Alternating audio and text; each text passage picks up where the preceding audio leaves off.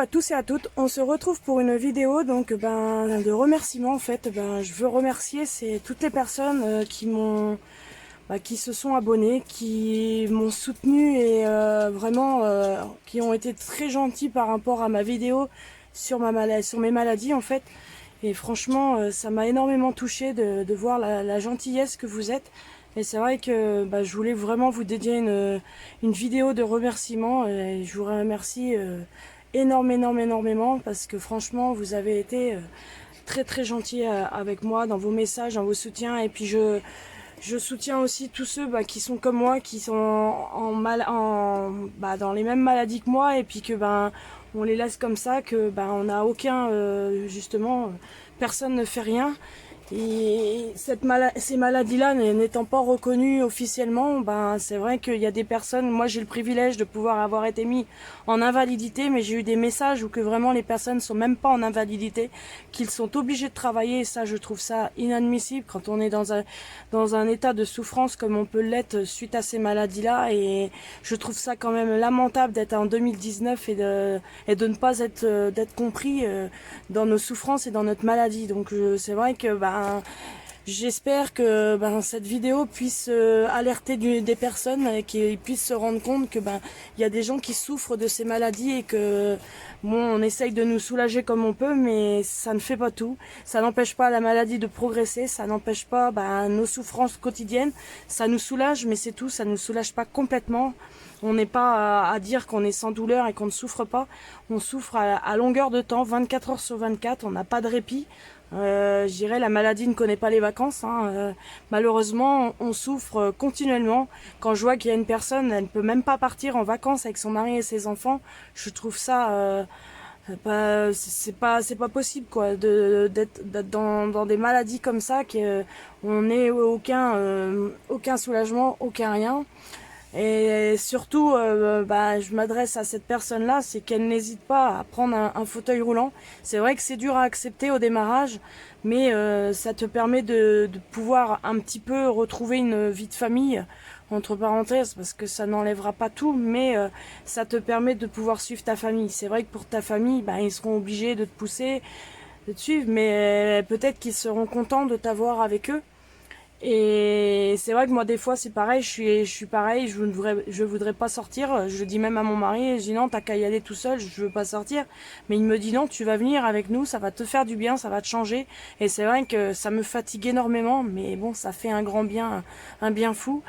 Il faut pas hésiter, c'est vrai que c'est pas évident, mais que ceux qui souffrent n'hésitent pas à demander un fauteuil roulant. C'est vrai que c'est pas évident à accepter, mais bon, il y a des milliers de personnes qui sont en fauteuil roulant, qui n'ont pas eu le choix et qui l'ont pris, et franchement, n'hésitez pas. Moi je sais que j'ai vu que je ne pouvais plus, et franchement j'ai demandé à mon médecin un fauteuil, et ça m'a quand même changé par rapport à ça. Ça m'a changé un petit peu la vie par rapport à ça, parce que je peux suivre ma famille dans les magasins ou quand on sort sans être obligé de rester et puis de aller quoi.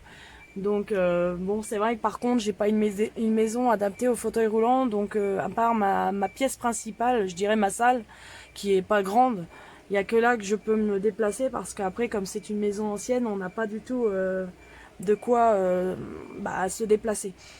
Et ça fait comme là, à un moment donné, j'arrivais même plus à me relever des toilettes. C'est une chose bête, mais je n'arrivais plus à me relever des toilettes. C'était mon mari à chaque fois pendant ses vacances, puisque là il était en vacances, que j'appelais pour qu'il vienne me lever des toilettes, où je lui disais tiens je vais aux toilettes. Il m'accompagnait pour pouvoir me relever. Et c'est vrai que ça n'était pas marrant, parce que ça m'arrivait aussi la nuit. Et pour lui, c'était pas toujours évident de m'entendre la nuit. Donc il y a un moment, je l'ai appelé dans la nuit, il ne m'a pas entendu. J'ai été obligée de me laisser tomber des toilettes, en essayant au maximum de pas me faire mal. Et je me suis traînée jusqu'à notre chambre. Heureusement, elle n'est pas très loin des toilettes, mais bon, j'ai été obligée de me traîner à plat ventre jusqu'à dans notre chambre et appeler mon mari pour lui dire écoute, j'ai pas réussi à me relever des toilettes. Même lui, il en était complètement retourné de me voir allongé par terre pour pouvoir aller aux toilettes quoi. C'est pas possible. Donc j'en ai parlé à mon médecin. Bon, il n'a pas trop réagi sur le coup, à part qu'il m'a parlé d'un réhausseur. Bon, il m'avait pas fait de papier en conséquence, mais bon, ce n'est pas pris en charge. Donc, de toute façon... Et quand j'ai été chercher mes médicaments à la pharmacie, bah, je leur ai demandé un réhausseur.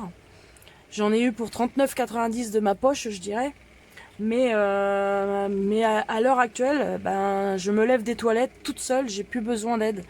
Et mon mari reprenait donc lundi, il a repris hier le travail. Et c'est vrai que quand j'étais obligée de lui demander pour me lever des toilettes, ben je voyais pas demander à mes enfants. C'est vrai que je ne voyais pas mon mari encore, mais mes enfants, c'est pas leur rôle.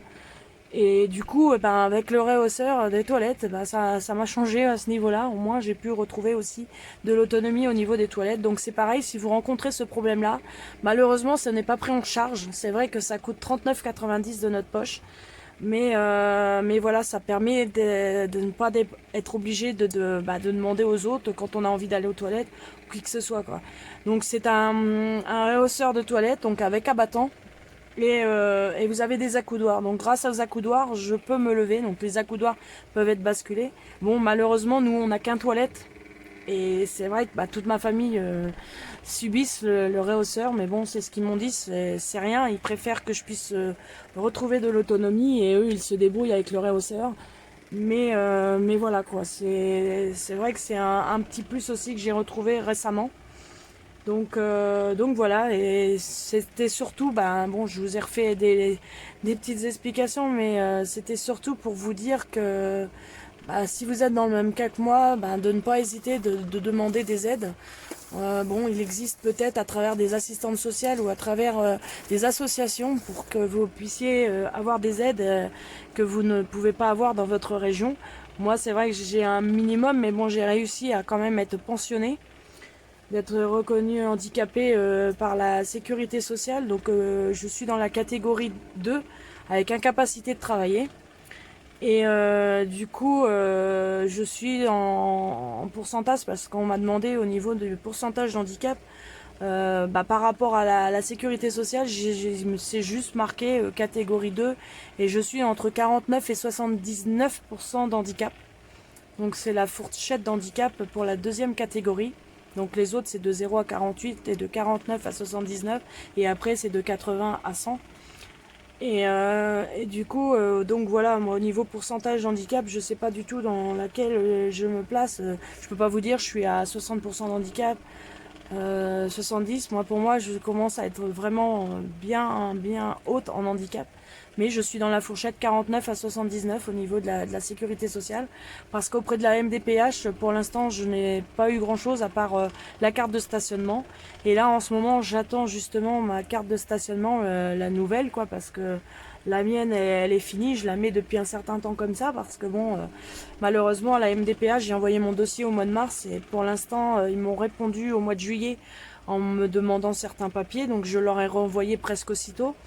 Mais bon, là, ça a été les vacances et malheureusement, ça met énormément de temps. Donc c'est vrai que quand on a besoin de choses, c'est un peu compliqué. Mais bon, j'ai demandé d'autres allocations qui, je pense, ça va être encore difficile ou je vais peut-être encore avoir une visite là-bas. Mais malheureusement, c'est le seul médecin qui reste, c'est celui qui m'avait refusé de l'aide pour financier. On avait fait appel pour nous aider pour une voiture, car il fallait que j'ai une voiture à boîte automatique, mais malheureusement, on n'avait pas les finances pour. On a eu le privilège, comme je vous ai expliqué l'autre fois, de pouvoir échanger notre véhicule avec une autre. Mais voilà, ça a été l'opportunité. Mais voilà, à l'heure actuelle, on a repris une voiture normale parce que celle qu'on avait en boîte automatique, bah, malheureusement, elle est arrivée à plus de 300 000. Elle a rendu l'âme, la boîte auto a lâché. Donc on a été obligé de la vendre pour pièces et du coup on a racheté un véhicule, un grand monospace puisque c'est un espace 4 qu'on a racheté mais à 400 euros, voilà, et qui a été refait au fur et à mesure. Et ça fait maintenant un peu plus d'un an qu'on l'a, mais malheureusement c'est un véhicule qui consomme beaucoup et qui est à boîte manuelle. Donc au démarrage j'arrivais encore un petit peu à me débrouiller, malgré les douleurs, mais j'arrivais à me débrouiller à conduire. Mais là c'est plus possible, donc il va falloir qu'on arrive à pouvoir racheter un véhicule à boîte automatique, ce qui est un gros souci. Donc voilà, c'est triste à dire, mais pour l'instant on attend par rapport à l'héritage de mon mari, mais on ne sait pas si ça nous permettra de racheter une voiture. Mais c'est vrai qu'au niveau des aides, on n'a rien. On on est dans une maison qui n'est pas adaptée du tout par rapport au handicap. J'ai une douche qui est ancienne, qui est avec des rideaux, avec un bac, avec un gros rebord qu'il faut que vous descendiez dedans. Et pour moi, mon mari est obligé de m'aider, il est obligé de me porter pour me ressortir du bac. Enfin bref, c'est tout très très compliqué. La douche, elle fait 60 par 60, donc je vous dis pas, elle est toute petite. Donc on a plein de choses comme ça, et bon, on est resté comme ça, on vit comme ça. On espère justement, quand notre surendettement sera fini dans 2 ans, pouvoir déménager à ce moment-là. Mais bon, voilà, on espère, c'est tout. Donc ça fait 16 ans qu'on est ici, qu'on subit la maison, ses problèmes et tout. On a un propriétaire qui veut rien faire, enfin bref, comme beaucoup de personnes rencontrent. Mais bon, on vit comme ça, on commence, c'est vrai, mon mari en a marre aussi parce que plus ça va, plus la maison devient inadaptée et c'est vrai que ça devient de plus en plus compliqué chaque jour, mais bon, moi je fais avec, je me plains pas, je fais avec. C'est vrai que des fois, je pleure, je craque comme tout le monde, mais parce que je vois que depuis que j'ai été opérée il y a 1 an, je me suis énormément dégradée. Comme me dirait mon mari, en 6 mois, enfin ça fait même plus de 6 mois, mais bon, c'est surtout depuis 6 mois, enfin même plus que 6 mois, parce que je dirais depuis janvier, c'est vrai que je me suis dégradée à une vitesse énorme. Donc j'ai perdu de plus en plus d'autonomie, puisque ça a commencé par les poignets. Maintenant, bon, j'ai la cheville droite aussi, et le genou droit qui commence à faire des siennes, donc bon, j'ai déjà la jambe gauche qui est, voilà, qui est dans un état... déjà qui est pas trop utilisable puisque j'ai mon genou qui est bloqué et tout, mais j'ai la jambe droite qui s'y met et j'ai quand même les 2 poignets, les coudes. D'après mon médecin, c'est des tendinites, mais bon, les tendinites ne passent pas puisque bon, j'ai les béquilles, tout ça. Donc j'ai les coudes d'atteint, j'ai tout au niveau de la poitrine. Bon, voilà, aujourd'hui je porte une attelle comme ceci, où que le pouce n'est plus protégé et du coup bon, j'ai comme ça à la main gauche. Et à la main droite, j'ai fait la demande pareil parce que je commence à avoir des très très grosses douleurs. Et là, aujourd'hui, c'est une horreur dans ce pouce-là. Mon autre est parti à laver, donc il va falloir que j'arrive à récupérer mon attelle au plus vite parce que là, franchement, je souffre. Donc voilà, on essaye. Au niveau de ma peau, je suis obligée de faire des douches, j'irai tous les 2 jours minimum, parce que comme c'est très compliqué la douche, on essaye quand même d'estomper. On fait que tous les 2 jours. Mais c'est vrai que maintenant on a pris, mon mari m'a dit il faut maintenant qu'avec ta peau, vu les plaies que j'ai, parce qu'en plus j'ai des plaies sur les jambes, et du coup comme il me dit, même sur les bras, il me dit il faut mieux, quand je me douche, c'est compliqué mais je me douche. Bon mon mari rentre à 21h30 le soir, voilà, tant qu'il rentre du travail, il faut qu'il s'occupe de moi pour me laver, pour tout ça. Bon, ça ne le gêne pas, on a vu ça ensemble parce que justement on m'a dit fais attention à ton couple, il y a des personnes, ça leur a créé des divorces, que ce soit. On en a bien discuté avec mon mari, c'est ce qu'il m'a dit, ça le dérangerait, il me le dirait. Mais il m'a dit on s'est marié pour le meilleur et pour le pire. Bon, comme il dit, on connaît le pire depuis des années, mais voilà, il m'a dit on s'est marié comme ça. Lui, il a eu des soucis à un moment de poignet avant que moi je sois trop malade. Il a eu un problème de poignet il s'est blessé, il a fait une chute de vélo et il s'est blessé au niveau du poignet, il s'était cassé un petit os et du coup ça a mis plus de 3 mois à récupérer. Il a été en arrêt assez longtemps. Et du coup, c'est moi qui l'ai aidé à se laver, qui l'ai aidé aussi. Donc voilà, on part du principe qu'on est là pour s'entraider. On est mariés, on est là pour aider l'un et l'autre. Donc voilà, nous, notre but dans notre couple, c'est ça. Donc c'est vrai qu'à ce niveau-là, j'ai le privilège, c'est que ça se passe très bien. Moi, c'est vrai que ça m'embête, quand mon mari rentre à 21h30, qu'il soit obligé de me laver. Mais bon, pour lui, voilà, je lui en ai encore parlé hier soir ou ce matin, je sais plus, et il m'a dit, écoute, c'est normal. Voilà, t'as été là pour moi quand j'ai eu besoin, je suis là pour toi. Bon, il me dit un jour peut-être que ce sera l'inverse, mais voilà, comme il dit, ça fait partie, voilà, on est mariés, voilà, c'est comme ça. Pour lui, voilà, c'est. Donc j'ai ce privilège-là, donc voilà, ça se passe très bien à ce niveau-là. Donc, mais c'est vrai que pour moi, c'est quand même compliqué à admettre et c'est vrai qu'au début, même c'est pas évident d'admettre que moi c'est surtout ça que j'ai eu le plus de mal. J'espère que vous m'entendez bien parce que j'ai mis le ventilateur tellement qu'il fait chaud Et comme j'ai des gros soucis, là on est en train de vérifier au niveau de la thyroïde parce que là ouais, ça me dégouline hein, la sueur, tellement que je transpire. Mais bon, apparemment j'aurais des soucis de thyroïde en plus. Mais moi ce que j'ai eu le plus de mal à accepter dans la maladie, c'est de perdre mon autonomie, d'être dépendant des autres. C'est ça qui est le plus dur. Enfin pour moi, je sais pas pour vous ni pour les personnes qui sont malades, mais moi, ça a été le plus dur à accepter. Il y a même des fois, c'est comme pour ça que je craque, parce que c'est ce que je dis à mon mari. C'est pas évident. Maintenant, je suis dépendante pour tout. Comme je vous disais l'autre fois, c'est mon mari qui me coupe ma viande, c'est mon mari qui m'habille, c'est mon mari qui... la semaine prochaine, il commence, il est du matin, donc il se lève à 4 heures pour commencer à 5 heures le travail. Il sera pas là. Et déjà, je sais même pas comment je vais faire pour m'habiller. En plus, il y a la reprise de l'école, tout.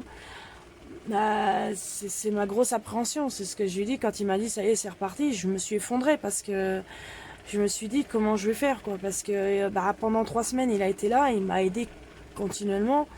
Il est toujours présent. C'est vrai que je me dis comment je vais faire. Bon, entre deux, il essaye de s'occuper un petit peu. Petit à petit, il essaye de se refaire un karting pour pouvoir faire un petit peu de karting. Pour essayer de s'évader, c'est ce qu'il dit, il a besoin aussi, ce qui est normal. Il ne peut pas non plus toujours m'assister 24 heures sur 24 et ne pas avoir de détente. Moi j'en ai bien, donc c'est normal que lui il en ait aussi. Mais bon, je me dis comment je vais faire. C'est vrai que là, c'est mon gros point d'interrogation. Bon, je vois, en jonglant avec mes jambes, j'arrive à pouvoir mettre mon slip, je dirais. Mais bon, à l'heure actuelle, je porte des shorts parce que je ne peux pas mettre autre chose pour l'instant. C'est compliqué. J'enlève pas les bottes. C'est assez compliqué pour moi de les remettre. Donc, c'est souvent avec mon mari qu'on voit ça. Donc, puis sans les bottes, je peux pas trop marcher. Ça me soulage quand même beaucoup plus que les attelles. Donc voilà, mais bon, tant que j'arriverai, peut-être qu'après je peux demander à ma fille pour me mettre le reste du moment. J'arrive encore à enfiler mon haut. Bon, mon bas, on va essayer de s'arranger avec mes enfants. Mais voilà, surtout, c'est vrai que vous allez me dire, je peux peut-être faire venir une infirmière, je peux peut-être avoir quelqu'un qui puisse m'aider, mais moi dans ma tête, je suis pas prêt à avoir quelqu'un extérieur. Bon, ma famille est d'accord avec ça. Pour eux, voilà, c'est pareil. Ils préfèrent que ce soit eux qui s'occupent de moi que d'avoir quelqu'un qui s'occupe. Il faudrait vraiment que plus personne puisse et puis que vraiment, voilà. Mais moi, dans ma tête, c'est pareil. Même pour le ménage, je sais qu'il y a des personnes qui n'arrivent pas, qui n'ont pas droit d'aide. Moi, mon médecin m'a dit que je pouvais. Mais c'est vrai que pour l'instant, je me débrouille à faire ce que je peux. Ma fille m'aide, on s'entraide. Mais je me vois pas encore avoir quelqu'un chez moi, quoi. Bon, je pense aussi qu'il y a notre maison qui fait aussi, parce que bon, elle est pas présentable, j'irais. On a honte un peu, donc nous, on essaye de la mettre propre, de la faire comme on peut, mais on a quand même un petit peu honte dans les conditions qu'on vit, donc on n'ose pas non plus. Peut-être que quand on déménagera, c'est ce que je disais à mon mari, peut-être qu'à ce moment-là, oui, on prendra quelqu'un parce que ça me soulagera aussi. Mes enfants, après, c'est pareil, ils grandissent, après, ils vont prendre de plus en plus leur envol, donc je veux pas non plus que ça les bloque. Donc voilà. Le petit rajout que je voulais vous faire. En plus, ça me fait du bien, je dirais, ça fait un petit peu une vidéo blabla, un petit peu sur ma santé, c'est vrai. Mais voilà, ça me fait un petit peu de bien aussi de vous parler. C'est vrai que je suis pas prête à parler face à la caméra. Pour l'instant, personne ne m'a rien reproché, donc je pense que ça vous convient. Je vous ai dit, peut-être qu'aux 1000 abonnés, je me montrerai, mais c'est vrai que